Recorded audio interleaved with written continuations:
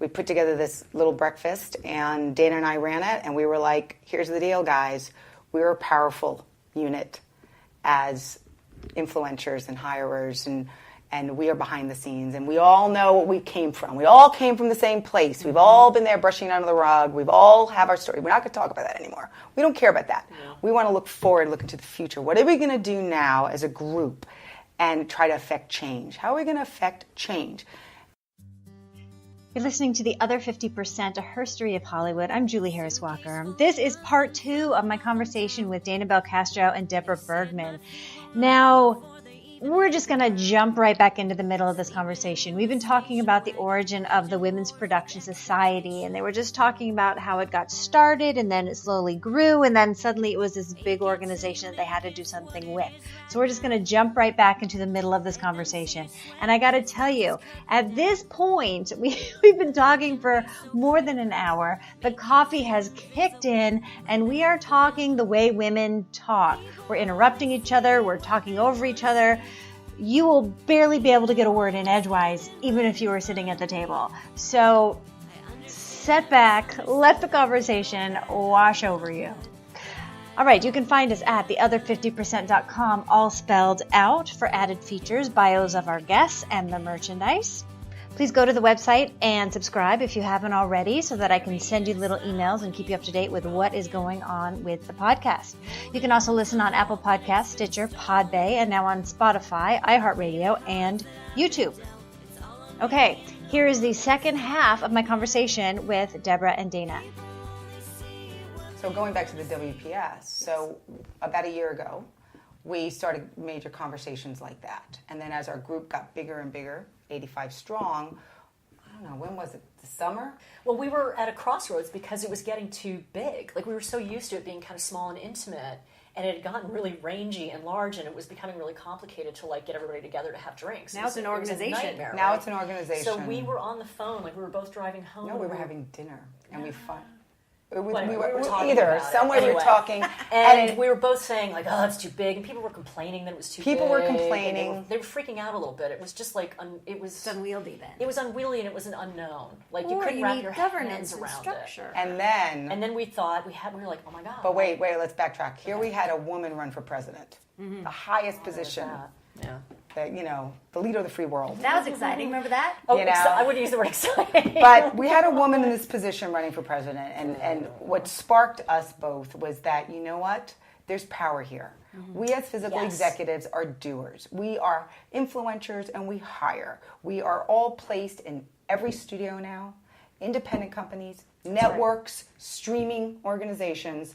What can we do to affect change? Time to own the power. To own it. And that there was strength in the numbers. And there was as opposed to running away from the numbers, you embrace the number and you embrace the size and then go forward with it. And then that's when... there was a little bit of a paradigm shift for us. And that's when... So 4 years ago... It went from snacks and drinks to it went from resources and data networking to something with a purpose. Yeah. So 4 years ago, we had called ourselves WPS, Women's Production Society. About a year ago, we really, around that time... Well, you decided to have a breakfast, because up until then it had been cocktails, right? So we just kind of mix and talk and yak. And dinner. It was always a dinner. It was a dinner. And then we would have we had the Brain Trust, which is just our internet, our email kind of reference issue. And then Debra was like, let's have a breakfast. And then we had a breakfast. Like, okay. And that kind of brought the life day into it. 45 of us showed up in the breakfast. Paramount hosted it. Allegra Clegg, who's my colleague in the feature side, we put together this little breakfast, and Dana and I ran it, and we were like, here's the deal, guys. We're a powerful unit as influencers and hirers, and we are behind the scenes, and we all know what we came from. We all came from the same place. We've all been there brushing it under the rug. We've all have our story. We're not going to talk about that anymore. We don't care about that. Yeah. We want to look forward, look into the future. What are we going to do now as a group and try to affect change? How are we going to affect change? And everybody went nuts. Was everyone cheering? Oh my God. I mean, the energy in the room was really amazing. Everybody was just really excited about it. Because by that time, we all knew each other pretty well. and we had a comfort level with each other, and we all knew where we were coming from, and we are all very effective. And we're all very like-minded, goal-oriented individuals. So it was really like we finished that, it went up without really knowing what we were doing. We talked about everybody was like, "What do we do next? What do we do next?" Yeah. And we talked about unconscious bias in an open forum where we need to talk about it, and then we all went back to our little companies, and then the conversations continued. There was a ripple effect, which is what this is about. You have 85 women or 45 of us that show up on a quarterly basis at breakfast, which is our standard. We have our agenda. We discuss what we discuss, and then we go back and we infiltrate, and we have the ripple effect. And in today's day and age, I mean, you can get back to from November on, it is even more relevant than where it was a year ago when we knew it. And our timing was really good. It was going to be. Yeah. Yes. Yeah, We thought there's some chatter in the zeitgeist we should probably talk about. Having no idea. It really just came to a head. We were about 2 months before the Harvey Weinstein thing broke, and it just, again, it was just the zeitgeist, and Debra kind of read everybody's minds, and off we went. So, we created a little steering committee so that we can kind of, and we have little agendas, and we have minutes, and we, when we're finding our way, we really have no idea what we're doing. But I think we have some missions. We want to try to get very specific more. goals. We're very specific. We're all really about. We're figuring it. What's easier to affect change in what we do is to keep it very single-minded. Let's focus on gender equality. Let's just stick with male to female ratio in leadership positions. Let's try to just work with that. At first, we were talking about diversity and throwing that all in there, and it's let's just stick with gender for now. Well, that's actually our mission statement, right? Yes. What is the mission statement? It's to support women in leadership positions. To support and to also create a healthy and safety and equity in the workplace, which is stealing something from Time's Up. And what are the goals? So one big goal, and one of my personal things that I keep saying at every one of our meetings is I look for the day that I go on a tech scout and it's 50% women and 50% men. That's a big one for us. Because the reason the tech scout is so important is because the tech scout's usually comprised of heads of department and keys. So that will tell you a lot. That will tell you a lot. So if you look out and you're not, it's always funny about the bathroom break. Oh my because God. the bathroom break, when you have a bunch of women, no they bathroom always make break. fun that you got to stop every 2 minutes because women have smaller bladders than, which is a big joke anyway. But it's true. It would be that's the day that I hope in my lifetime I get to witness when I go on a movie set or a TV set, either or, because it's the same on both. Mm-hmm. And I look out, and it's not just me and the set decorator that are the only two women there. It's me and 50% of the heads of department or key positions that are women. So you're praying for the bathroom line. There's a line at the bathroom. But then I also want to segue. But I also want to segue to this: is there's a different energy and synergy that occurs when you walk into a room with men and women. Mm-hmm. We're yin and yang. There's a yin and yang. There's something that happens when you have, when there's a bunch of women in the room, there's one yin. When there's a bunch of men in the room, there's the yang. But when you have an equal of a man and women both having 100% contribution into that conversation, there's a synergy that happens. Mm-hmm. There's a beauty that happens. And I think things have been so out of balance. It's just better. It's just better. It's better for you everybody. Make more it's money, better for them, you have a better too. product. Yeah. It's better for them. So we have, because we're small and because our concerns are very specific, because it's below the line, we're working on the UPM supervisor issue. We're working on equity in the workplace by we're creating a database with all the existing women who are in various positions. So you don't know of the women to hire. Yeah. You get that conversation. Yeah, so you're like, any. who do we hire? There aren't any. Well, guess what? Here's a list. We can share it with anybody. Here's a list. You're looking for first ADs?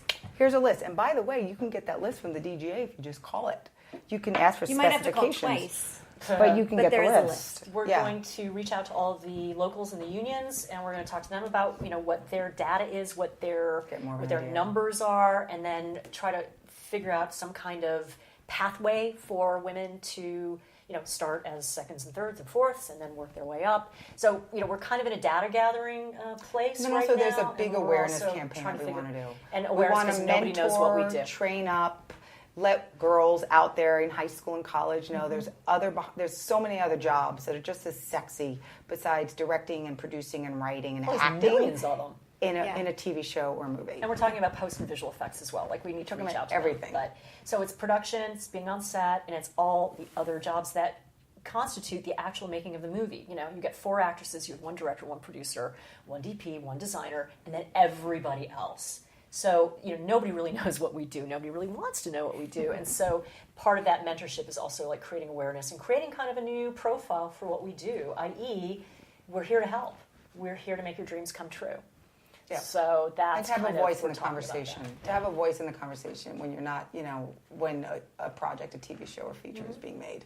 Like to just have two different point of views, which will make it a more efficient project. Really, at the end of the day, it becomes more efficient if you have two point of views. Absolutely. Yeah. Anyway, does that make sense? Does that make sense? So in addition to that's what we're trying to do. In addition to our quarterlies, we've had some of the gals that work in different companies will sponsor an event. We had right. Gina Davis Institute come and speak to us. Dana and Fox sponsored it the other day, a morning. Exciting. And they came in and educated us on some amazing revelations of numbers in front of the camera. And, Amazon stepped up and hosted a night when Sherry Lansing came, and you hosted and talked about her book. So it was so great. I mean, it's like... God, she's going to do the podcast. Yeah. Is she? Mm-hmm. Oh, it's fantastic. Yeah, you were great. That was great. So it's like, we're trying to really affect change. And we're aligning ourselves with other organizations, too. So, Time's Up, Women in Film, we're reaching out to those, the unions. We're going to reach Women in Animation, which is an amazing organization. So we're trying to create coalitions and alliances to, move this agenda forward, which everybody's working on.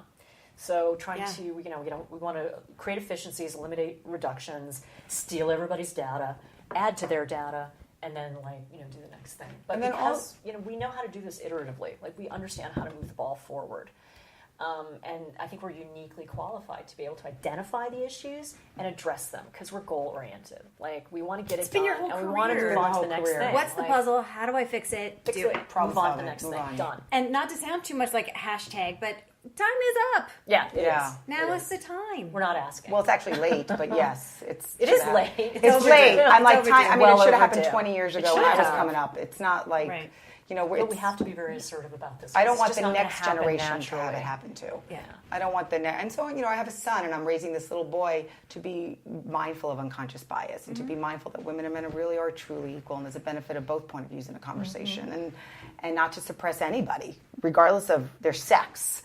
So I also think with what we're doing, in addition to that, is this whole unconscious bias conversation. I'll never forget, it was 8 years ago, I was listening to Gina Davis speak at an event, and I heard the word for the first time, unconscious bias, and I was like, hell yeah, that's what's going on. And so much makes sense now. Now it makes sense. And so now it really makes sense. How are you going to change the culture unless you really focus on the language of what hasn't been said? That's right. This has been going on for centuries with this women behind, women in the kitchen at the stove and the men coming home through the door. I mean, by the way, we're responsible for that to some degree. We let that happen, right? We allow it to happen. We're like, okay, it's all fine. Yeah, but it came from generations before. It's also true that they kill and rape us. There's that part too. But we have to take the risk. We have to step out. We have to speak out, and take a little bit of a chance. You got to stick your neck out.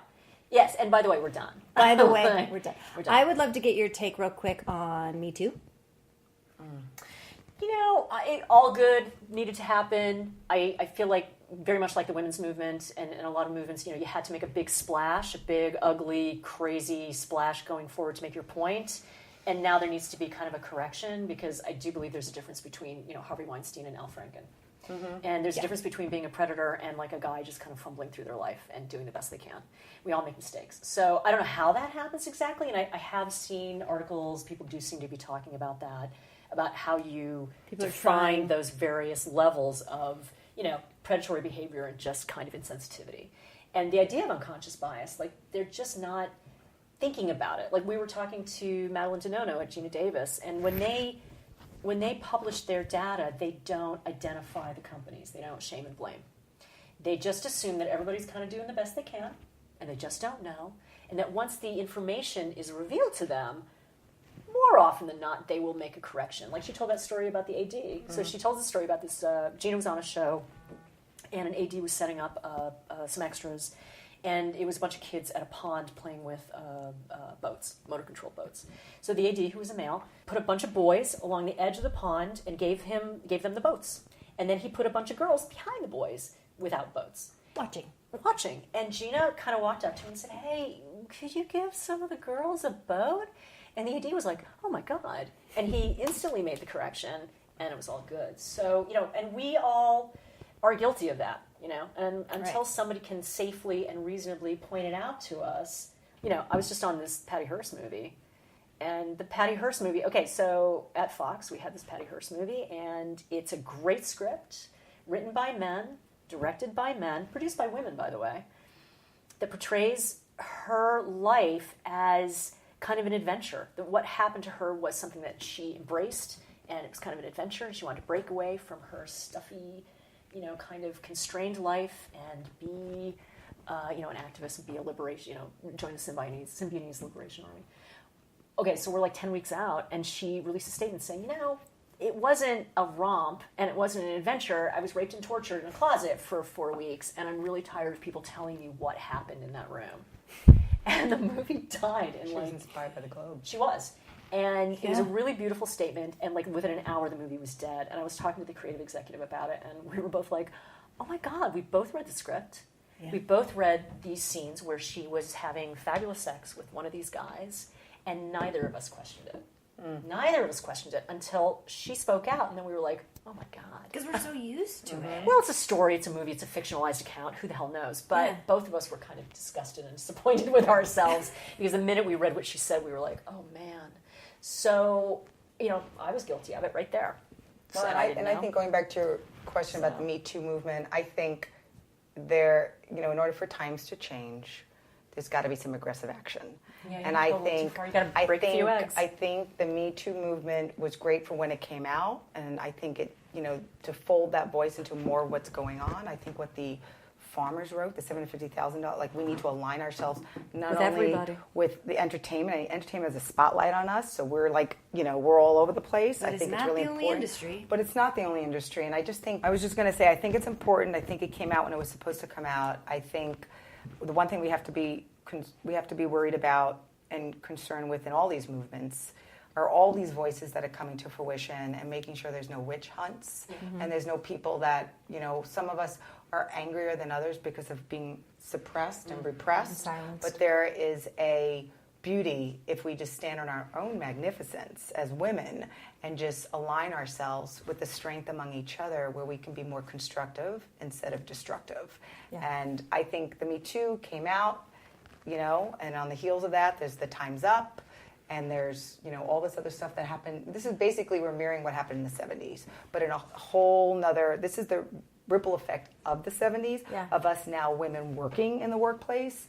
And so now we've hit the ceiling with that, and now enough is enough, and now we're not going to create these unhealthy situations of whatever it is. I mean, forget the sexual harassment element. There's also the discrimination and the discrimination and the insubordination. There's all that stuff. Can we finish it this time? Yeah. Well, I think we don't have a choice. choice. It's so straightforward. Like, I think we have no choice. I think we have just to. Not that hard. I think we have to. But we do need to make it.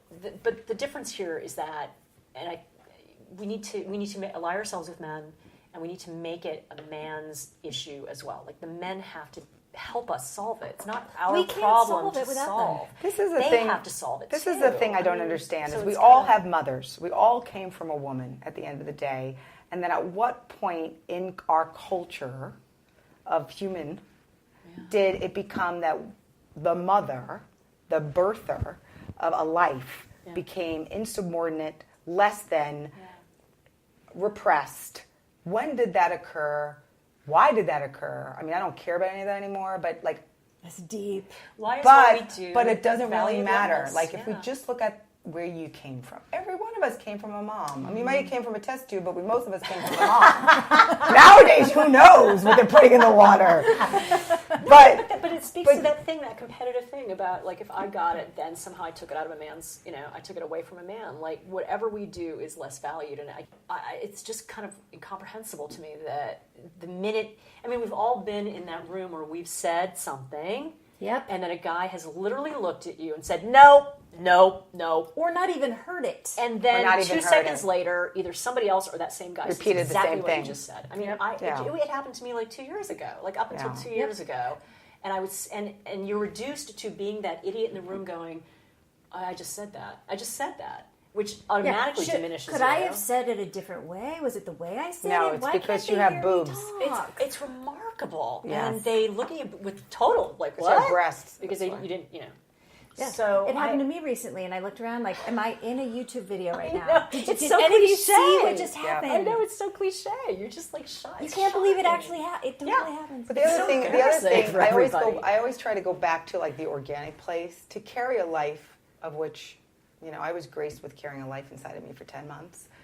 That is not an easy job. It is 10. It is 10. It's Jesus. not 9. It's actually 10. That's When you right. really It's calculate, really- it's because it's 40 weeks. Gotta be little Calculate. even that. So, but the truth really is that is a very, not only powerful position, but a very highly regarded responsible position to have a life growing inside of you. And then to be in charge of that life, by the way, Oh, then once wait, it's out. then giving birth to that life. Now, whether it's natural birth or being cut open through layers and layers of skin, and then having to go through a healing of it, and then to nurse on top of that, And then to keep while that you're baby working. alive. Yeah, to keep that baby alive. There's a lot of and just- then to make it into a human being. There's just Because they're not human. It's a big deal. It's a huge deal. Like we may it's not literally be civilization as we know it. we may not be as physically strong if you took the male versus female, although there's a lot of women out there that are more stronger than some of the men, but emotionally and having the shell or the appendage to have a life grow in, you have to be truly strong, I Oh, think. bench pressing isn't the only measure of strength. Exactly. But I'm just Nicely saying, but put. then if we go back to that organic place, like there's huge strength in that. And so for whatever reason, men just need to kind of, and even some women, and really, Yes. really just see kind of the equality in all of us, like what we all bring to the table. Men bring a point of view and the women bring a point of view, and we have to equally appreciate both point of views, because why is one less than the other? It should not be. I mean, It really doesn't make sense anymore. It doesn't make sense, and it still doesn't make sense that there's some countries out there that do not support women going to college. That's just or allowing them ridiculous. to drive. Or grade school. Yeah. Or allow them to I mean, show their it's- face other than their eyes. Yeah, it's I mean, there's that the fact that there's countries out there that still allow that, and there's a lot of hate out there, which are generated by men, and all this stuff is a lot of it's male based. It's like it's not working. It's time to exactly change so. it. Yeah, it's not like working. go to Mother Earth for a reason. Go to Mother Nature for a reason. Well, to derive your power from the oppression of somebody else just seems like a weak position. It's a really weak position. And they can't seem to get away from that. So that, that's something that everybody kind of has to, I will say this with most women I know, we do the work. Like, we buckle down. And in fact, we're punished a little bit for being grinds, because you have to be so much better at your job than they are, which should be kind of acknowledged. In fact, but instead often you're kind of dismissed because you work too hard. But what about the juggle? What about, do you know what I mean? That's not how you get ahead. Yeah. We think it's like school, and if we get the A on the paper, Right, it'll be exactly. recognized and we'll get ahead, and that's not how it works. But then But you're we, forgetting. but we still have to do it, Yeah. because if we don't do it, At a then we're minimum. not. At a minimum, you have to be 20 times better and 20 times more Oh, buttoned wait, down. don't forget But then you're no fun. Don't Then you're forget, we're gone. sitting there and like we're throwing ourselves together. We're getting our kids ready for school. We're creating breakfast. We're planning their lunch. We're taking them to school. We're talking to the teachers. We're finding out what's going on. We're a lot And more making your hair hands-on. look pretty. Oh my God! Don't Oh, get yeah. me started on that. I mean, that drives me crazy. And we're like beautiful. We're put together. We got these beautiful clothes and the beautiful shoes, and we're still awesome, and we still get shut down. And then maybe that's part of how they keep us down. We're still worried about what we look like. But I think that is so much a key, and part of it is changing the image on screen that we see. Well, there's that too. Because It's if a we big can deal. stop being in battle with our bodies, we can get on with running the world. Yeah, and the impossible goal that those beautiful, beautiful women set, the way they're lit, the way they're made up, the way they're dressed, I mean, they don't look like that either. But there they are, and we all think that that's actually achievable. And we should spend a lot of time doing that. And a lot of money. Mm-hmm. A lot of money. I remember growing up, totally off topic. I remember growing up back in the day, and when I was a teenager, and Scott Baio was big, and Sean Cassidy was big, and so all my friends would have like posters of them in their rooms. And you know who were in my room? And was Charlie's Angels, Wonder Woman, the Bionic Woman. Like those were the women. Like Lindsay Wagner rocked. She was all powerful and could problem solve. And Wonder Woman, although her costume was a little risque, she kicked ass and she could stop bullets with her little band. Yeah. And Charlie's Angels, although you had all different types of personalities, together they were an incredible cohesive unit, and they could solve any mystery possible and get their man or their criminal. And so, like, literally, you walk in my room, you'd see all these posters of these people, and it was like, Yeah, See, and I used to play. And I used to play. Well, there was all that too, because there I competed. I ran against guys. I did arm wrestling with guys. Very male bonded. I was very much male taught bonded. You know what I think part of it is we're of a generation that had that and Free to Be You and Me, and we were told you can do anything. And then we got into the system and we were like, what? Yeah, exactly. I was told it was going to be different. Yeah. So then we became full of rage. Yes. But now there's a bunch of generations after us who have also had that message, and they are not going to put up with it not happening. No. Well, they were. There was that weird moment, like in the late '90s, early aughts, where if you asked a woman if she was a feminist, she would kind of say, "Oh, absolutely not," because she didn't I'm realize. a lady. Well, she just took for granted. I mean, these were like these were We lawyers were told. well, they just took for granted what our mothers achieved. And that somehow being a feminist was in poor taste because it was being like a spoil sport almost. Like, we've got it all. Why were you labeled? What's the problem? Why were you labeled feminist though? Well, if you were that's just doing true, what's right, but what are men labeled then? But they thought they'd gotten it all. They thought they didn't need to be feminists because they already got what they wanted. But of course, that's not the case. Right. So now we're all feminists again. Yay. Whatever. Well, I'm also hoping, when we were coming up, there was always the son that got raised by the single mom, and that mom had 2 jobs to put food on the table. And I think nowadays, like with my son, there's more and more women working. There's more and more women in the workforce than there was, 30 years ago, or 40 years ago when my mom was raising us. And so, we continue to do that. If more and more women get in the workplace, then more and more of these young boys coming up will see that women work and we're equal. Yeah. We work, we earn, we bring home the bacon. I think it's really interesting with this whole, we can't, with what California is now doing and what New York has started to do, that you can't disclose any salary history of salary. Yeah. I think that's going to be, as annoying as it's going to be for us because we hire, I really think it's going to be very helpful because if you want to hire someone for $150,000, regardless of gender or race, you're going to hire that person. Pay what the job is worth, not what you can get away with. Yes. So I think that's actually very good because there's a whole other thing, the actors talk about the gender, the pay gap. Mm-hmm. Well, it's in all industries. Theirs is just dealing with millions. Ours is not. Right. But it's in every industry. So I'm actually embracing this, and I'm hoping it will. It's the right thing to do in principle. It's just not as a law. It's not structured for freelancers. That's all. Yeah, but technically it can be. Figure it out. Yeah, it needs to be tweaked. But we had meetings with our labor guy, at Fox, and he just said, "We'll just pay. We were talking about DPs, designers, actors, writers, and he said, "We'll just pay them. What you get paid." And we were like, "There is no rate. There is no rate. The range you get is paid all across. what you can get. You get paid what your last quote was, and then a bump."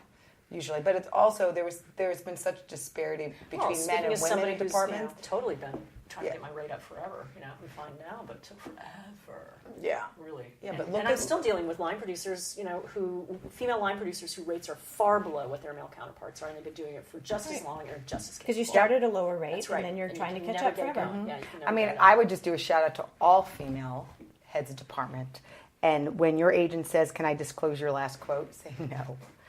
I would just my male counterparts last quote. Yes, and then base it on that. Yeah. Now it's going to be interesting. It's an adaptation, but in principle, it's the right thing to do. And if women are paid equally, perhaps the agents will push them as hard as they push the men, because then they'll be that's making exactly the point. They'll be making that. That's exactly the point because it's a numbers game at the end of the day. Yeah. Okay, tell me this real quick. Whatever you can say about Time's Up. I think it's imperative. I'm happy it's happening. I'm proud to be part of this time in our generation and culture to be alive for it.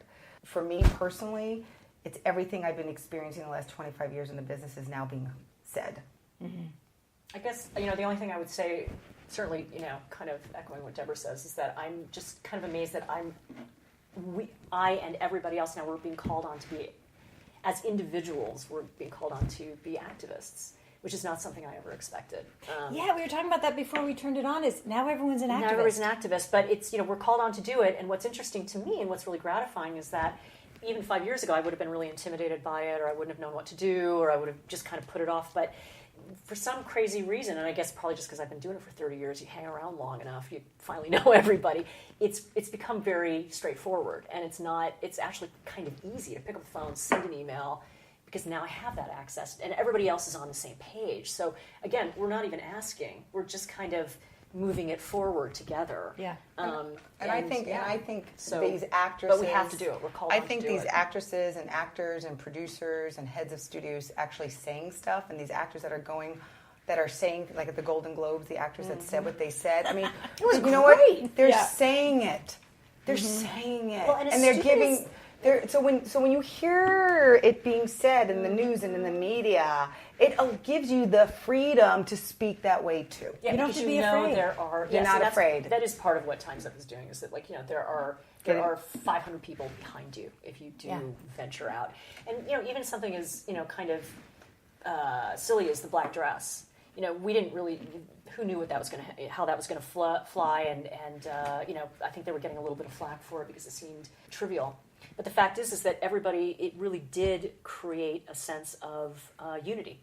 Right. You know, And everyone's looking at that one woman who didn't. That's right. think it was And like- they looked fabulous, and you know, but they were all in it together, and it was a great visual. It was a really smart. Yeah, thing you to saw do. it. You can see it, like Yeah. right in front of you, how many people in Yeah. solidarity, It's such a men and simple women that thing were to do, standing but it was together. brilliant. Yeah. Yeah. And I got to think the next time someone is sexually harassed or something, I think the response will be different. At least Yeah. I know I will. Yeah. And I hope everyone will. Yeah. I Just hope have a that- little more courage to be like, what are you doing? Yeah, I Yeah, hope you that really other can't go industries. I hope that this ripple effects into other industries. You know, I just rewatched Spotlight the other night, and I'm just like, again, men with, you know, in robe, and just kind of their position and how they just dealing with kids. I mean, it's just like. Just that entitlement factor that a man thinks, regardless of whether they believe in God and they've devoted their whole life to God, or a Harvey Weinstein type, just that entitlement that they think that they can't violate anybody that's weaker than them physically. power. It's a power game, But and they're also, I I. think they're mentally ill too. I mean, I do. Well, I think, you know, I think there's something wrong with Harvey Weinstein. Clearly, there's plenty of men in power, and they don't do that. Well, we could talk about psychopaths, and you know, what is it, like 12% of the population is a sociopath, and 10% of And many of them are men- very high ranking. Yes, 10% of them are, like, you know, in leadership positions in the United States, and in corporate and in political leadership. So, you know, the very thing that makes you a sociopath is what allows you to become, you know, to get into those leadership positions. Lack of empathy, you know, totally selfish perspective. You know, I don't know. Hashtag not all men. Not all men. Yeah. Yeah, but you know what? I 12%. also think we as women have to be responsible too. When Hillary Clinton stood behind Bill Clinton during that whole Monica Lewinsky thing, and she stood by him for her motives to succeed, I get that as a woman, but at the same time, I remember when it was happening, I was having a big issue because you're telling all the girls in the world that it's okay if your husband's unfaithful to you, and if he apologizes to the camera, you're going to stand by your man no matter what, without him even going to get help. Because if there was a mental illness tied to that, which there is, it's called sex addiction, and there's places to go to get help.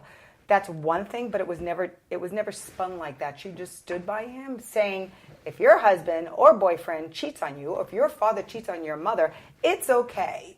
And I've always had an issue since the 80s when it happened. She paid for it because that's one of the reasons she lost. Boy, oh boy, did she pay for it. Yeah. And it's funny, in today's context, I do look at all that very differently than I did at the time. Because at the time, I was young, and I thought... Who cares? I would have been tempted by Bill Clinton too at the time. by the if way. I But were you're an impressionable. That's the point. But also, like, you know, And now I look at it so differently. She was 20. She was impressionable. He Come was the leader of the free world. And super charismatic. He had Yes. interest. I mean, Right. you have that with an actor. You know, an actor, they can have charisma, and you're like this young little, you know, assistant on set, and you know, all of a sudden the lead actor of the show is showing interest in you. Like, hello, like. You know, there's that, and then that becomes that little head trick that you got going on because you know it's not right, but yet you're getting the attention. Right. And then look what happened to her life.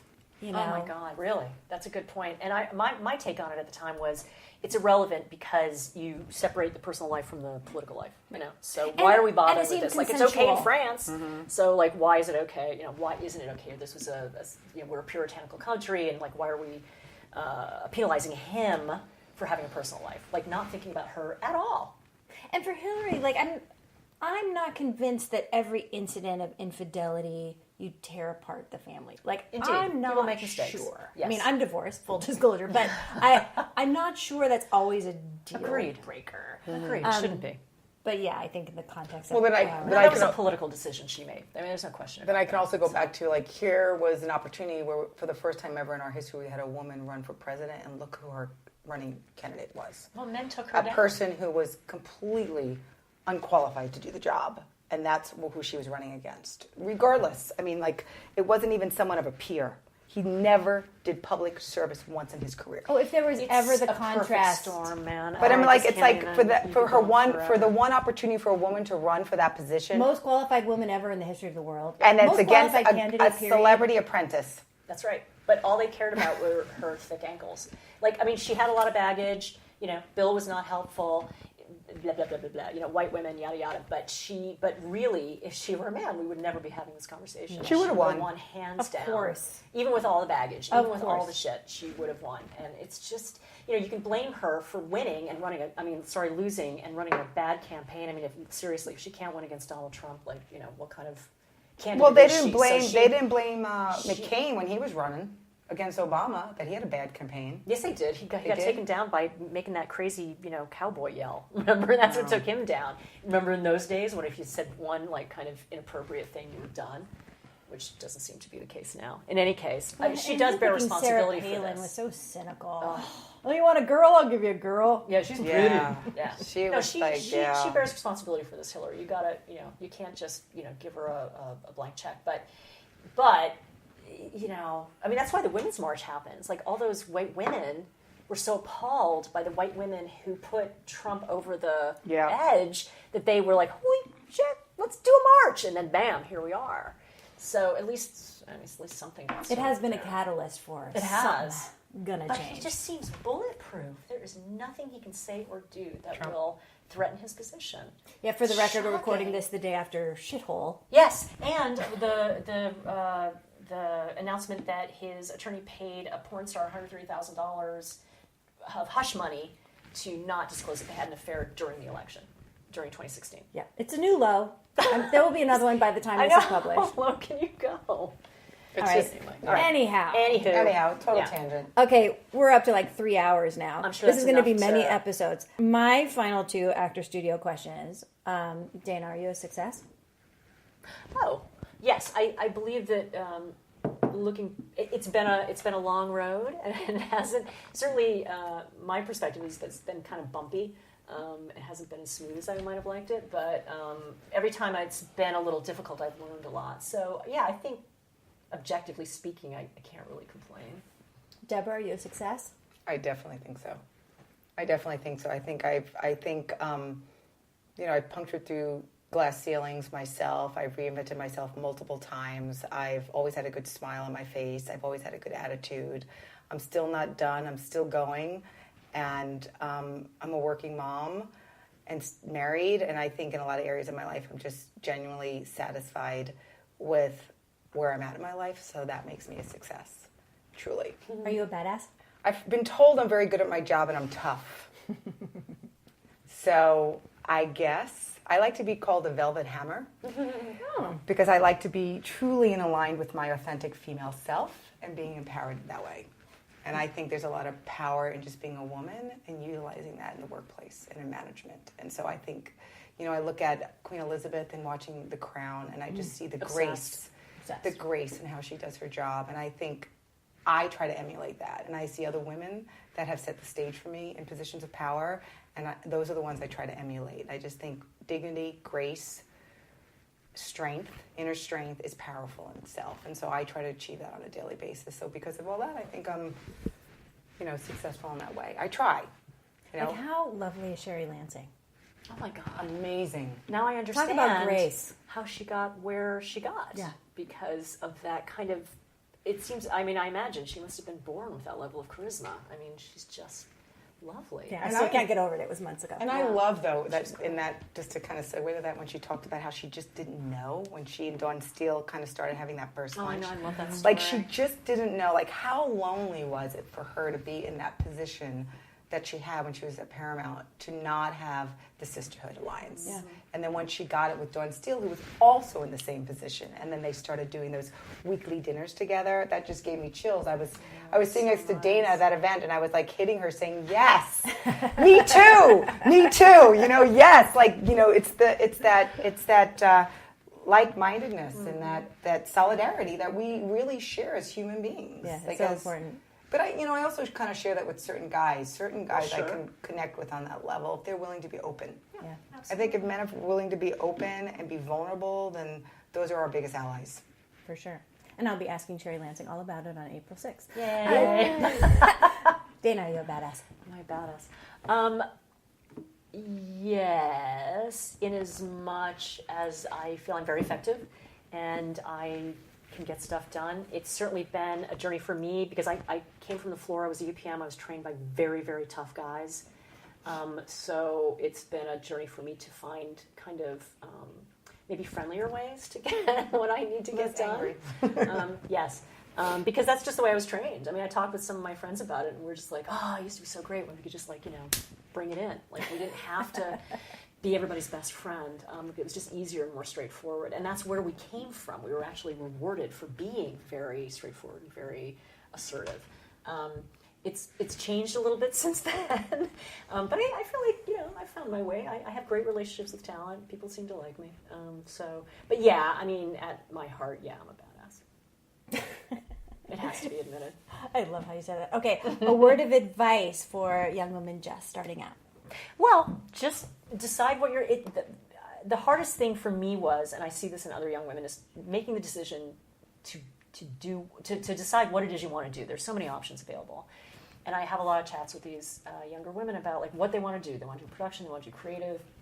And it's really hard because, you open one door, you shut another.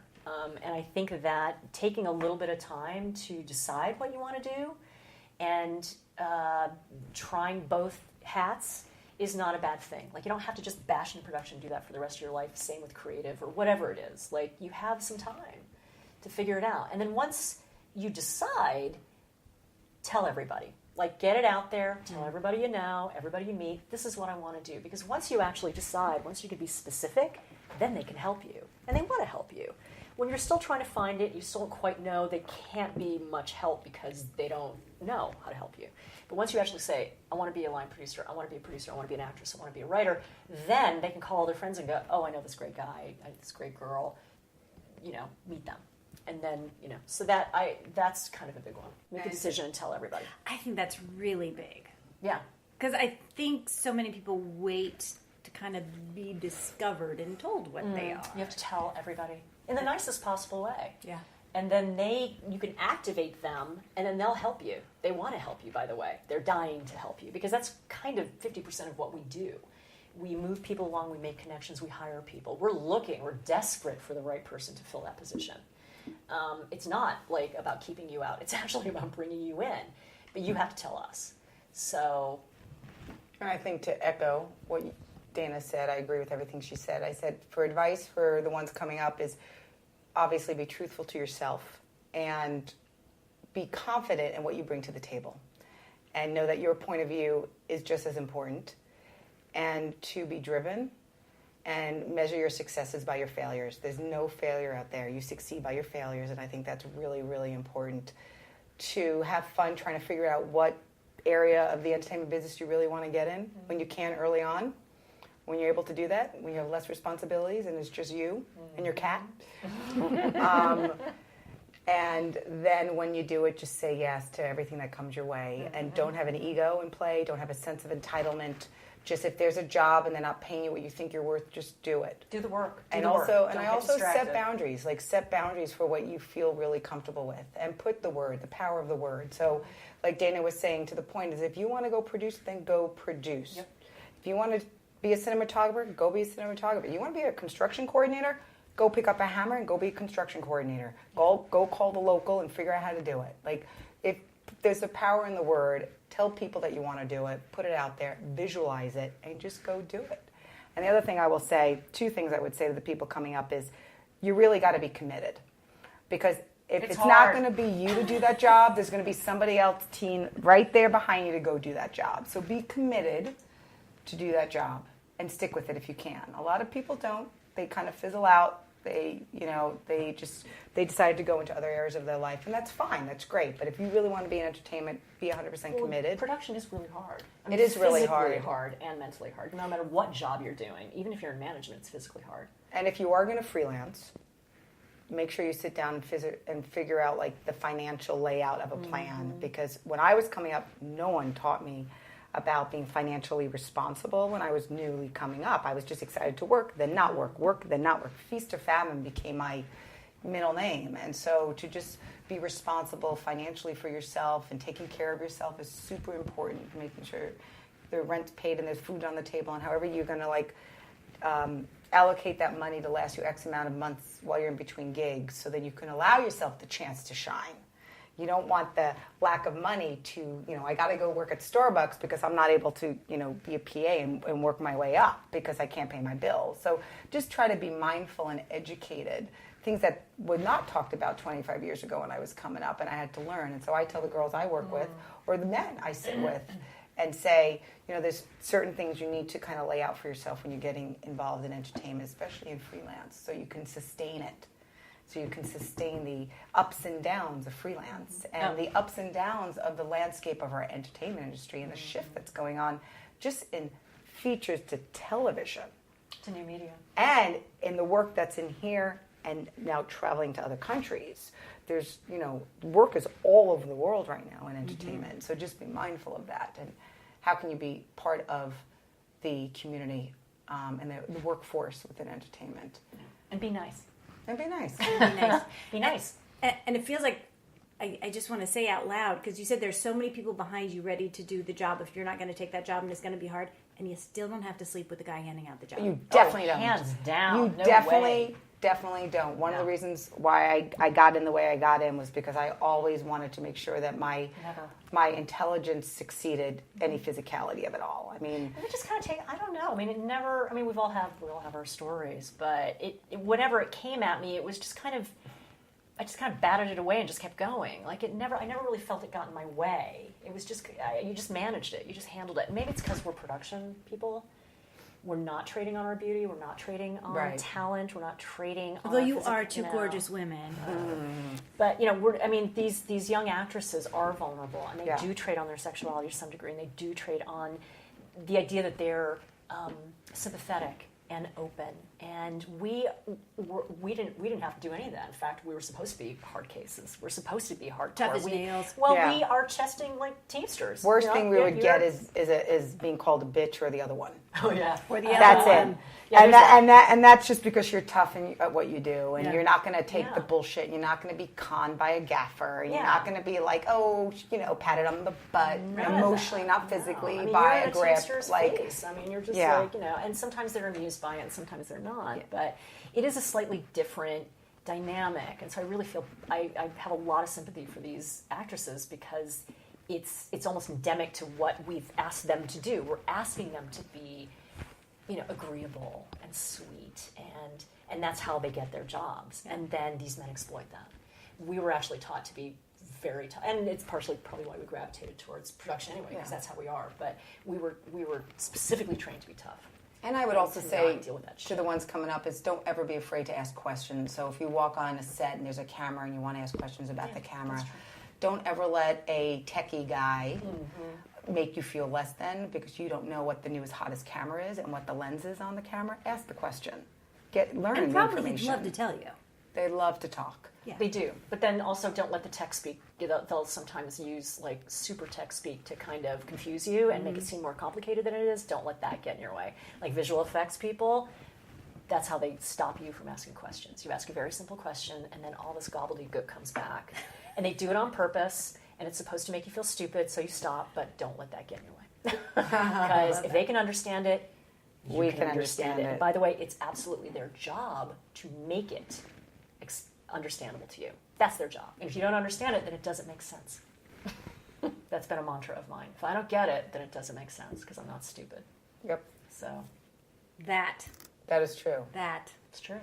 And they overcomplicate it to try to like dazzle you or whatever. It's not like we're trying to create the cure for cancer, and we're not going into surgery to like do any kind of like heart transplant. We're in the entertainment business. We're making movies. I mean, this is not perspective. We most of us have a degree of some sort. Some of us have masters. We're relatively smart. Yeah. It's pretty straightforward. It's just going from job to job to job so you can build your repertoire of experience, and that's what it really becomes about. And dealing with personalities. Yeah. And dealing with personalities, and I think that's just a human thing, dealing with personalities. You're going to deal with that wherever you are. You've got to deal with your family. Yeah. And you got to deal with your mother, your father, dynamics, brothers, sisters. You have to deal with dynamics. But true. It's a combination, because it's very personality based, because you're working with a different group of people every 6 months. Plus, there's the egos, the dynamic, the creative dynamic. I mean, literally, the bigger the movie gets, the more complicated it gets, partially because there's a mechanical aspect that you have to deal with. But also, once you get over the 100 million range, everybody's brains explode. Yeah. And the obstacles that they set before you have nothing to do with the making of the movie. They have their own crazy political agenda that starts getting in your way just because they want to, because becoming an obstacle attracts attention and it makes them feel important. And you have to identify that static, put it aside, and just get your day. And that's a whole other skill set that just takes years to... That's a whole other masterclass. Yes, it is, too. actually. And you know what, men and women, we're just human beings. We all have brains. They all function at a certain level. I mean, I've worked with so many different men that you look at how they do things and you're like, huh? Like, why are you complicating it so much? Exactly. Or it makes them feel smart. there's an easier way to do it. And it goes back to what you said earlier. We're all really smart beings. I mean, we're pretty smart beings. And to just trust in yourself. Yeah. That there's no wrong answer. Thank you guys so much. Thank you. This is wonderful. This is amazing. Yay. You've been listening to part 2 of my interview with Deborah Bergman and Dana BELCASTRO on the Other 50%, A Herstory of Hollywood. I'm Julie Harris Walker. Now stay tuned after the credits and you'll be able to hear Deborah and Dana's Tales from the Trenches. I'd like to thank Deborah and Dana for having this conversation and telling their stories, and special thanks to Katie McDougald for editing, Jay Rowe, Danny Rosner, and Allison McQuaid for the music. Please find us on Apple Podcasts, Stitcher, Spotify, Podbay, YouTube. Subscribe and leave a review wherever it is that you listen. And of course, on our website, theother50%.com, all spelled out, for added features, bios of our guests, and the merchandise. You can get a t-shirt or a cell phone cover or a mug or a coffee tumbler. Please go right now to the website and subscribe. And follow us on Facebook, on Twitter at Other50%, and Instagram at Other50%Podcast. Thanks for listening. So I was at New Line. I was an executive at New Line. I had a very challenging movie in a challenging location with a very difficult director, and we had fired 2 line producers and brought a third on about a week before we started shooting. And I was down there with him, rebudgeting and rescheduling, and he was a very difficult guy also, this line producer, very tough, very old school, but really, really good at his job. And we actually had kind of a good time, like basically rewriting the budget. And he liked me. We had a good relationship. And in fact, he had called my boss to say, I want to keep her down here. I want to keep her down here. And my boss was like, hell no. So I left location and I went back, and within the first 2 weeks, they got hit with some bad weather. So they shut down. I think they finished shooting after 8 hours or something. So they basically shot half a day. And when cost reporting came around the next week, he called me to say that he wanted to reflect an overage. And they had 10 weeks to go. And so I said, no, you're not reflecting an overage. No, you've got 10 weeks to go. You're going to absorb it. And then we'll see what happens next. But you're not reflecting an overage 2 weeks in. And he said, but I already did it. I already did the cost report. I was like, I don't care. You've got to rewrite it. I don't care. You can't do that. And he said, you don't have to be a bitch about it. Wow. And I said, I'm not a bitch. Fix it. We'll talk later. So I went about my day, and I thought about it, and later in the day I called him and I said, listen, we have to be on the same side. We have to be able to talk to each other and be honest with each other, and we have to be on the same side, and, we're working together. And he said, we are working together. We are on the same side. And I said, but you called me a bitch. And he paused and he said, well, you are a bitch sometimes. Oh my God. And I just kind of went, okay, all right, fine. That's going to be our dynamic. If that's what it is, then okay. And I hung up and I thought, he's this old cranky guy. He's made 1 billion movies. Perhaps this is a badge of honor. Because he did what I told him to do, and I never heard about it again. And it didn't occur to me until a month later to even tell my boss that that had occurred. Right. And when I told him about it, because honestly I thought it was hilarious, he was shocked. He was like, why didn't you tell me? And I was like, I don't know. It didn't really occur to me. I mean, I took care of it. It's all fine. He did what I told him to do. But you had to and do we all were the done. mental gymnastics to make it all okay. Absolutely. But he did do what I told him to do, and we were done. And then we had kind of an okay time for the rest of the shoot, although it was kind of a nightmare. So that, I guess for the good and bad of that is that I managed it. I handled it. It didn't really put me out in any real way. And I took care of business. The bad thing is that it didn't really occur to me that it was a problem. And then, in fact, it was business as usual. And he'll call the next one a bitch. Absolutely. And she may not be as strong as you. No, probably not. But there was no real way of correcting it other than to do what I said. Right. I mean, I couldn't fire him. It wasn't a fireable offense, really. Right. And I didn't give my boss an opportunity to do anything about it because I didn't tell him about it because it never occurred to me because that's how it was. So, there you go. That's my story. All right. That's my production story. But it is one of my faves. That's a good one. When I was line producing independent show, it was a night shoot, good chunk of it, and a gaffer and I were going at it because he was challenged me on a piece of equipment that he wanted to get in as to why, and I kept saying no. I kept saying no because they were already over budget in his department, and he took his walkie as I walked away, and I said, no, we're not going to do that, and he threw the walkie at me and yelled, bitch. Did he hit you? Nope, he didn't hit me, and I just remember walking from him, and I walked to my I didn't know how to react because I wasn't raised being abused. Like, I don't have abuse in my life, Right.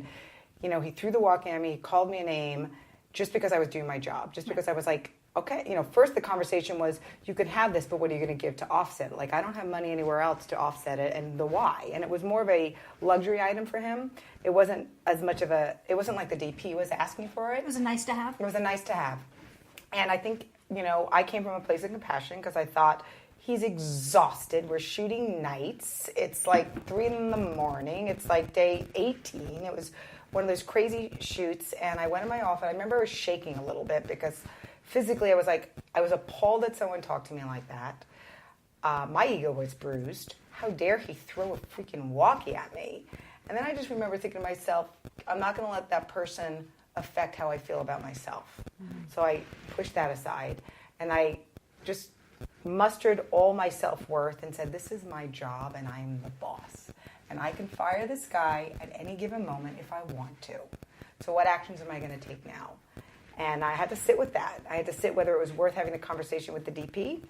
I had to sit and go back to other situations of the environment or just look at him as a human being that was just burnt out and it was in no way a reflection of who he was as a person. And I took that moment, and eventually I had to be the bigger one in the room and go back to him and confront him again. Mm-hmm. And I held my ground. He didn't get the piece of equipment, so that never changed, and that was my job, kind of what you did. I held my ground. And he did apologize for calling me a bitch. Oh, good. And because I didn't call him a name.